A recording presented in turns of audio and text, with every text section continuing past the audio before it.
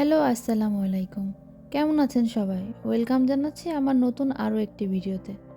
আজকে হাজবেন্ড হঠাৎ করে এটা কিনে এনেছে। সে বলল এটা নাকি মাটন অর্থাৎ খাসির হার্ট। আমার আগে কখনো এটা খাওয়া হয়নি, তাই জানিও না কিভাবে ক্লিন করে এবং রান্না করে।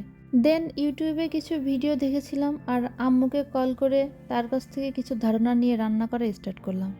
প্রথমে মাটন হাড়টাকে ছোট ছোট পিস করে কেটে নিয়েছি।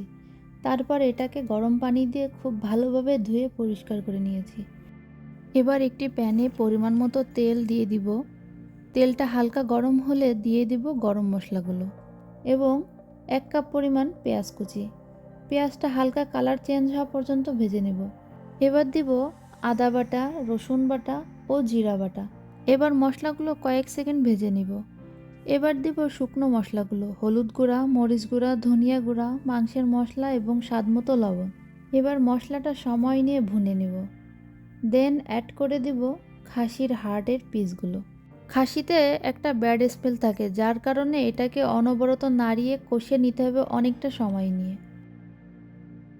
তারপর পানি অ্যাড করব পরিমাণ মতো, যেন ভালোভাবে সিদ্ধ হয়ে যায়, এবং দিব কয়েকটা কাঁচামরিচ ফালি। ঢেকে রান্না করব সেদ্ধ হওয়া পর্যন্ত। সেদ্ধ হয়ে গেলে ঢাকনা খুলে ওপর থেকে কিছুটা গরম মশলা গুঁড়া ছড়িয়ে দিয়ে ভাজা ভাজা করে নামিয়ে নিলে রেডি মাটন হার্ট কারি। ফার্স্ট টাইম নতুন কিছু রান্না করার ট্রাই করলাম। আজকে এখানেই বিদায় নিচ্ছি। আল্লাহ হাফিজ সবাইকে।